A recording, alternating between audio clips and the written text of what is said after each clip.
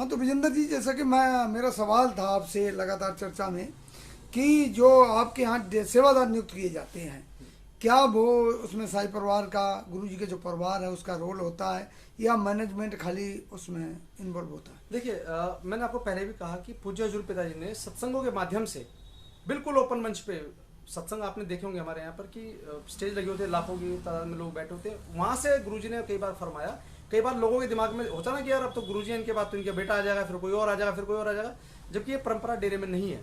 तो पूज्य गुरुजी ने अपने जो परिवार को बिल्कुल आश्रम की जो गतिविधियां उनसे सेपरेट रखा है, और ये ओपन मंच से कहा है, कभी भी किसी के दिमाग में फितूर ना रहे कि ये हमारे परिवार के बच्चे तो हम पर राज करेंगे, ऐसा नहीं है। ये हमारा परिवार है, लेकिन ये ग्रस्त जीवन में है, दुनियादारी के जीवन में है, इनका आश्रम की गतिविधियों से लेना देना नहीं है। और रही बात किसी को बनाने की या किसी को हटाने की, तो ये पावर सिर्फ और सिर्फ एडमिनिस्ट्रेटिव ब्लॉक को है, जो जिसे हम एडम ब्लॉक के रूप में जानते हैं, समझते हैं। शाही परिवार का, पूज्य हजूर पिताजी के बेटे का, पूज्य हजूर पिताजी की माता जी का, पूज्य हजूर पिताजी की दोनों बेटियों का, इसमें कोई भी रोल नहीं है।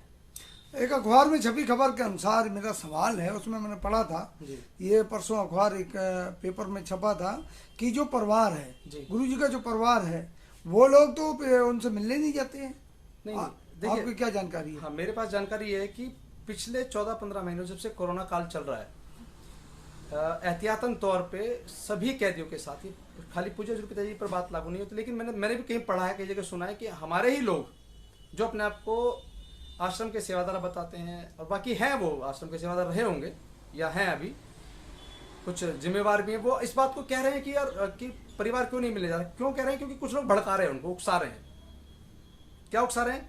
कि पूज्य गुरु जी जेल में, परिवार की बनती नहीं है, परिवार जी वहां चले गए, ये वो तमाम तरह की अफवाहें चल रही हैं। उसमें देखने वाली बात यह कि एज पर टेक्निकल इशूज क्या है उसमें, टेक्निकल इशू ये रहा उसमें कि जो पूज्य गुरु जी का परिवार है वो क्यों नहीं मिलने जा रहा है। वो टेक्निकल इशू ये है उसमें कि अभी कोरोना काल चल रहा है, पिछले 14-15 महीने देश की हालत खराब है, कि कहीं किसी के आने से जेल संक्रमित ना हो जाए या कोई कैदी संक्रमित ना हो जाए, इसलिए तमाम कैदियों के परिवारों को मिलाई पर आने से मना किया गया है, रोका गया है कि भाई आप घर रहे हैं, आपके कैदी सुरक्षित है, कोई ऊपर नीचे बात होगी, कोई तकलीफ होगी तो आपको सूचित किया जाएगा, चिट्ठी के माध्यम से आपको बताया जाएगा। ये जेल का एक सिस्टम है। जेल में आपको परमिशंस होती हैं कि आप फोन कॉल पर बात कर सकते हैं, आप वीडियो कॉल पर बात कर सकते हैं। ये भी एक संपर्क साधने का एक साधन है, जरूरी नहीं कि फिजिकल मिलेंगे, जाकर मीटिंग करेंगे, वही आपकी मुलाकात है। विजेंद्र जी, अगला सवाल है, दैनिक जागरण अखबार ने ये छापा है विस्तार से कि समय समय पर जो है संत गुरमीत राम रहीम सिंह जी जो है चिट्ठियां लिखते हैं, और वो चिट्ठियां डेरे के नाम से जाती हैं,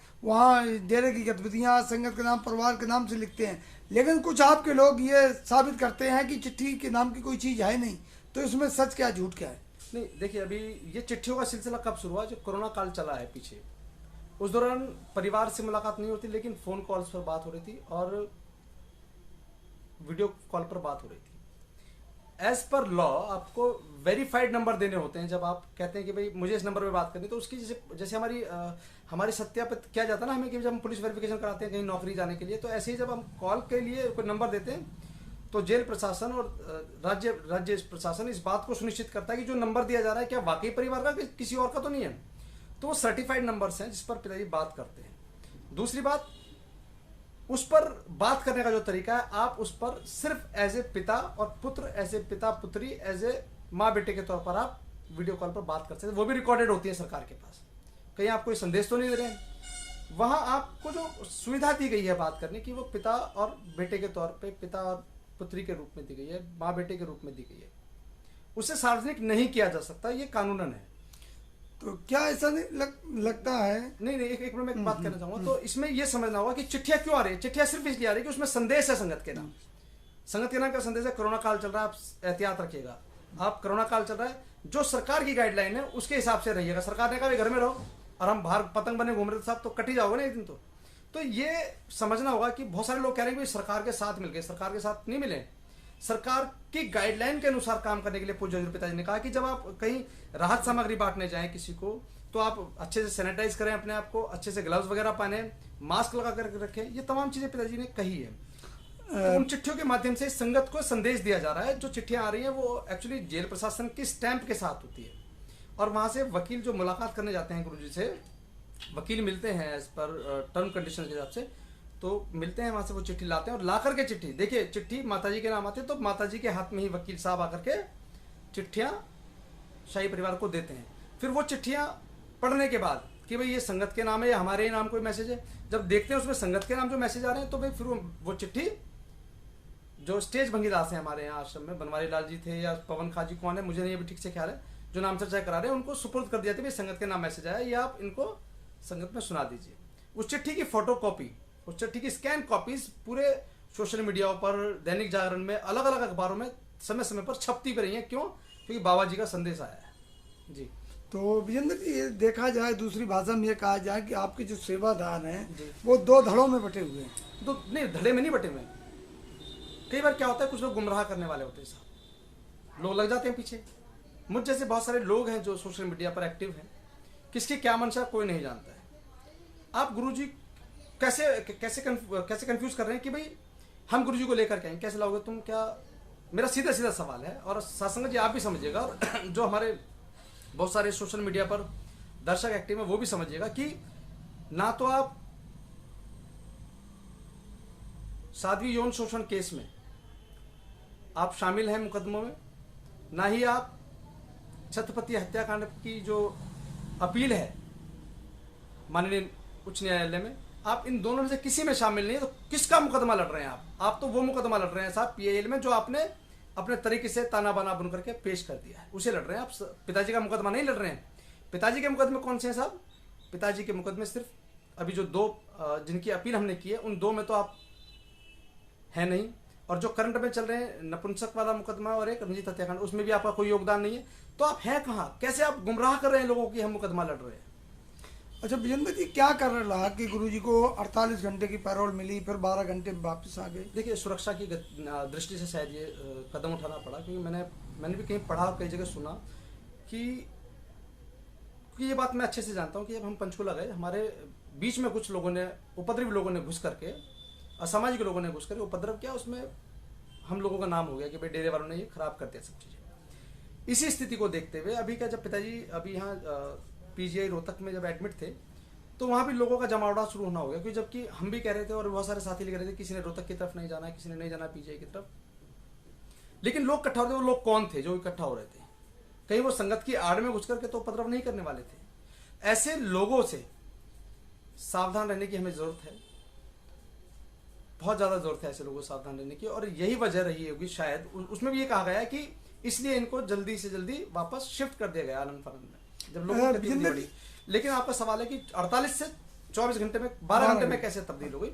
उस दिन भी ये देखने में आ रहा था कि लोग दाएं बाएं इधर उधर इकट्ठा होना शुरू। गांव के जो एक राणा फार्म था, पता नहीं राणा क्या कौन सा फार्म है वो, उस वाले फार्म हाउस के पास मानेसर रोड पर इकट्ठे होने शुरू हो गए लोग। तो भैया प्रशासन की जिम्मेवारी है उनकी सुरक्षा, आपकी और मेरी जिम्मेवारी नहीं है उनको सुरक्षित रखना। ये प्रशासन की जिम्मेवारी है कि गुरुजी को कोई आंच ना आ जाए, उनकी तरफ कोई गलत नजर से ना देखे, उन पर कोई पथराव ना करे। ये सब किसकी जिम्मेवारी है? प्रशासन की जिम्मेवारी है। अब आप देखें वीडियोज आ रही हैं काफिले के आते जाते हुए, वो क्यों आ रही हैं? वो इसलिए तो आ रही है सब क्योंकि वहां लोग इकट्ठे हो रहे थे। मैं तो नहीं गया, आपने गया, आपके पास है क्या वीडियो वहां की कोई सड़क पे चलते हुए? क्योंकि हम लोग नहीं गए, क्योंकि हम जिम्मेवारी समझ रहे हैं कि अगर हम जाएंगे तो हमें अव्यवस्था फैलेगी, ट्रैफिक जाम होंगे, फिर कोई भी अप्रिय घटना घट जाएगी तो उसका ठीकरा शाही परिवार पे फोड़ने की कोशिश करेंगे हमारे ही लोग साथ। शाही परिवार के ऊपर फोड़ना चाहेंगे या फिर मैनेजमेंट कमेटी के ऊपर फोड़ना चाहेंगे। यहाँ मैं किसी को भी क्लीन चिट नहीं दे रहा हूँ कि सारे ईमानदार हैं। मैं अक्सर कहा करता हूँ प्रोग्राम में अपने भी कि 5 उंगलियां बराबर है, मैनेजमेंट सारे लोग ठीक नहीं हो सकते। एक बार को मान लूंगा मैं इस बात को, अब मानता भी हूँ, लेकिन शाही परिवार पर उंगली उठाना बहुत गलत है। और सबसे आसान काम है आप किसी पर भी आरोप लगा दें। सुरक्षा की दृष्टि से 48 घंटे की पैरोल को शायद मेरे अनुमान से, जैसे लोग इकट्ठा होना शुरू हो गए, सबको पता लग गया भाई मेरी भी आस्था है मेरे गुरु में, 7 करोड़ लोगों तक तो मेरा मैसेज नहीं जा सकता ना। मेरा मैसेज 10-12 हज़ार लोगों में जा सकता है। 10-12 हज़ार लोगों ने सुना और उनमें से शायद 1-आध हज़ार लोग मूव करे हों उधर के, चलो हम चले जाए, होता प्रोग्राम से पहले चले गए हों। लेकिन जो सरकार की जो मंशा रही वो यही रही है कि भाई कोई अप्रिय घटना ना घट जाए, इस वजह से शायद वो 48 घंटे की पैरोल को 12 घंटे में ही खत्म किया। और हो सकता है सतगुरु का काम है जो माता जी से मिलने का, उनसे बात करने का, उनको दवाइयों के बारे में दिशा निर्देश देने का, डॉक्टरों को दिशा निर्देश देने का, या बात करने का कि भाई आप माता जी का इलाज ठीक से करें, या परिवार से कुछ बात करनी होगी। एक सबसे अहम बात यह रही इसमें कि पूरा परिवार एक साथ पहली बार पिताजी से 4 साल के दौरान में मिला है। विजेंद्र जी, एक पर्सनल सवाल आपसे। जी आप तमाम लंबे समय से कार्यक्रम चला रहे हैं जी। सोशल मीडिया पर, तो उसका कुछ इफेक्ट देखने को मिल रहा है? इफेक्ट ये तो साथ संगत बता सकती है साहब। अपना काम तो बोलना है, हम बोल रहे हैं, लोग सुन रहे हैं, लोग सुन के कितना मान रहे हैं, हम इस बात को हम इस बात से भी मान सकते हैं कि जब आप प्रोग्राम करते हैं तो उसमें पॉजिटिव कमेंट जब आते हैं कि हाँ भाई जी हम नहीं जाएंगे, हम नहीं जाएंगे, नहीं जाएंगे, तो इसका मतलब कि लोग सुन रहे हैं, समझने की भी कोशिश कर रहे हैं। तो अपना काम सिर्फ बोलना है साहब। लोग उसको मानेंगे नहीं मानेंगे, उसको फॉलो करेंगे नहीं करेंगे, ये अलग विषय है। अच्छा, अभी जो गुरु जी आए थे, जी उन्होंने कोई सात संगत के नाम से संदेश ऐसा दिया है? देखिए, अभी तो मेरे पास जानकारी नहीं है। मैं कोशिश कर रहा हूँ कि मेरा दोबारा से मुलाकात हो जाए, क्योंकि देखिए परिवार से मुलाकात हुई है उनकी, आम संगत से ओपन में कहीं नहीं हुई, परिवार से मुलाकात हुई। मैं कोशिश कर रहा हूँ, परिवार भी है उसमें। देखिए जो मेरी जानकारी में जो आते हैं उनसे कौन कौन मिला है, पूजनीय माता जी मिले हैं, क्योंकि बीमार थे उनको, पिताजी मेदांता में मिले जा करके सीधे। फिर उसके बाद फार्म हाउस पर आए, फार्म हाउस पर मिल करके सभी से मिले हैं परिवार से, जिसमें भाई आदरणीय भाई जसमीत जी हैं, आदरणीय बहन चरणप्रीत कौर जी हैं, फिर उसके बाद आदरणीय बहन अमनप्रीत जी हैं, फिर आदरणीय जीजा जी हैं हमारे डॉक्टर शान मीत, फिर रूह मीत जी हैं आदरणीय, और पूरा सही परिवार में, जिसमें हनीप्रीत जी का भी नाम सुनने में आया कि वो भी मिली हैं, और आपका शोभा बहन और विपासना बहन, ये भी शायद मिले हैं ऐसा सुनने में आया। लेकिन सबसे अहम बात, इन्हीं नामों पर बड़ी ऊहापोह की स्थिति बनाई हुई है लोगों में कि भाई ये तो मिलते नहीं है, ये तो भगा दिया गया इंडिया से, ये वहाँ घूम रहे हैं, वहाँ घूम रहे हैं। ठीक है, आना जाना बंधक थोड़ी है साहब, कहीं भी आ जा सकते हैं। इस पर आरोप प्रत्यारोप क्यों? लोग मुझ पर भी कहते तुम अभी तो दिल्ली थे, तुम सिरसा कैसे पहुंच गए, तुम अभी राजस्थान क्यों पहुंच गए, तुम अभी यूपी क्यों पहुंच गए? ये तो क्या, ये आपकी जो आपका मौलिक अधिकार है ना साहब, उस पर लांछन लगाए जा रहे हैं कि आप इधर उधर क्यों जा रहे हैं। मैं जा सकता हूं कहीं भी। तो साथियों, यह प्रेम विजेंद्र कुमार जिन्होंने बखूबी एक जानकारी दी, संत डॉक्टर गुरमीत राम रहीम सिंह जी इंसा, जो कि ये केस चल रहा है, आप सभी के नॉलेज में है, इस पर ताजा जो जानकारियां थी उनसे साझा किया, बात हुई। आपकी बात और रोकना चाहूँगा एक बार। एक छोटा सा जो पहला सवाल था उसमें एक बात छूट गई थी कि परिवार को सूचना नहीं मिल रही थी कि भाई वो उनके फादर साहब बीमार हैं, या उनसे नहीं मिले, आपका सवाल ये था शायद। तो उसमें जो मुझे समझ में आया, जो मैंने समझाया, जो मैंने बात की है परिवार से, उन्होंने कहा कि हम गए हैं, परिवार पूरा गया है, 8:30 बजे पहुंचा है परिवार, जिसमें आदरणीय भाई जसमीत जी, आदरणीय बहन चरणप्रीत कौर जी और आदरणीय बहन अमनप्रीत कौर जी पूज्य हुजूर पिताजी से एज ए प्रोटोकॉल जो पुलिस प्रशासन के द्वारा नियुक्त किया गया है, उस समय सीमा तय की गई थी, जितनी देर बात करती उतनी देर वो पिताजी के साथ मिले हैं। तो ये भी अफवाह जो लोग फैला रहे हैं, शासन जी सावधान रहिएगा कि बिल्कुल किसी की बातों में आने की जरूरत नहीं है कि पूज्य जी पिताजी से कोई नहीं मिल रहा है, पूज्य जी पिताजी को कुछ नहीं पता है, पूज्य जी पिताजी के वकील क्या कर रहे हैं क्या नहीं कर रहे, तमाम तरह की अफवाहें, किसी पर भी ध्यान देने की जरूरत नहीं है। सावधान रहिएगा, सुचेत रहिए, घर पे रहिए, सुरक्षित रहिए।